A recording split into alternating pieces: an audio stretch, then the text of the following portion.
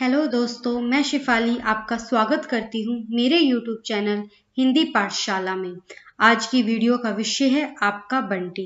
आपका बंटी मन्नू भंडारी जी का एक मनोवैज्ञानिक उपन्यास है जिसका प्रकाशन 1971 ईस्वी में हुआ। अब हम बात करते हैं कुछ अन्य तथ्यों की। आपका बंटी उपन्यास को महाराष्ट्र में बेस्ट स्टोरी अवार्ड मिला और इंटरनेशनल फिल्म फेयर में भी इसने 23 अवार्ड जीते। अब हम आ जाते हैं अपने उपन्यास पर। तो आपका बंटी के अंतर्गत जो मुख्य पात्र हैं वह इस प्रकार हैं। बंटी, जो कि इसका सबसे अधिक मुख्य पात्र है, तो पूरा उपन्यास है वह बंटी के इर्द गिर्द ही घूमता है। शकुन बंटी की माँ है और अजय बंटी के पिता हैं। डॉक्टर जोशी, शकुन और अजय के विवाह विच्छेद के पश्चात शकुन का दूसरा विवाह डॉक्टर जोशी से होता है और अमी और जोत उन्हीं के दो बच्चे हैं। टीटू बंटी का दोस्त है। फूफी, बंटी और शकुन के जब वे साथ रहते थे, जब शकुन और डॉक्टर जोशी का विवाह नहीं हुआ था तो फूफी उन्हीं के साथ रहती थी। मीरा अजय की दूसरी पत्नी है और चीनू अजय और मीरा का बेटा है। अब हम बात करते हैं उपन्यास की विषय वस्तु की। इस उपन्यास में हमें देखने को मिलता है कि एक तलाकशुदा दंपत्ति के जीवन का वर्णन उनके बच्चे के नजरिए से किया गया है। जब भी तलाक की बात आती है उसे हमेशा दो लोगों से जोड़कर देखा जाता है, पति और पत्नी, लेकिन उनके विवाह विच्छेद का उनके बच्चे पर क्या प्रभाव पड़ा उस चीज को उजागर किया है मन्नू भंडारी जी ने अपने उपन्यास आपका बंटी में। शकुन और अजय को अलग हुए 7 साल हो चुके हैं। बंटी अपनी माँ के साथ रहता है, परंतु उसके पिता भी उससे मिलने आते रहते हैं, उसे चिट्ठियां लिखते हैं, उसके लिए खिलौने भी भेजते हैं।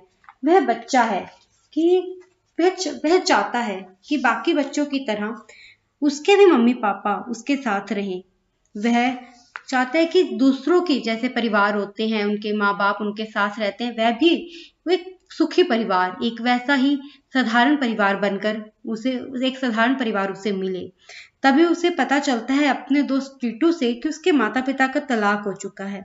उसके मन में एक द्वंद्व चलता रहता है कि तलाक क्या है। फिर जब उसे पता चलता है कि उसके माता पिता का तलाक हो चुका है तो इसका उसके बाल मन पर बहुत ही बुरा प्रभाव पड़ता है। दूसरी तरफ अजय पहले ही अपने जीवन में आगे बढ़ चुका है। मीरा गर्भवती भी है। तलाक के बाद वकील चाचा शकुन को भी आगे जीवन में बढ़ने के लिए कहते हैं।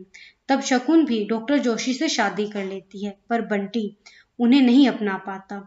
जब वह अपनी माँ को डॉक्टर जोशी के साथ देखता है तब उसके मन पर बुरा प्रभाव पड़ता है।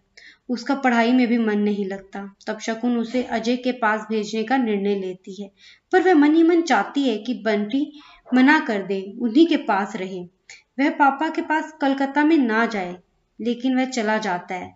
वह तब सोचता है कि वह अपनी माँ को छोड़कर जाएगा तो उसकी माँ उसे याद करेगी और वह बाद में उसे रोक लेगी, लेकिन ऐसा नहीं होता और वह अपने पिता के साथ कलकत्ता चला जाता है।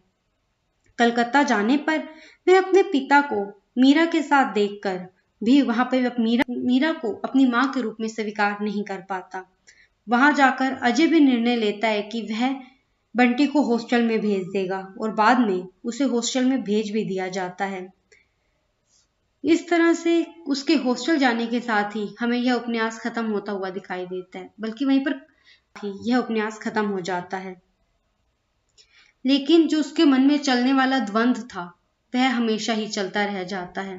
अगर हम इसके अंतर्गत आए हुए मुख्य बिंदुओं या इसके निष्कर्ष की बात करें तो वह इस प्रकार है कि संबंधों का टूटना, कि किस तरह से वर्तमान समय में कोई भी व्यक्ति झुकना नहीं चाहता। सभी चाहते हैं अपने तरह से जीना भी चाहिए, लेकिन वह थोड़ा सा भी झुकाव ना होने के कारण संबंध टूट रहे हैं।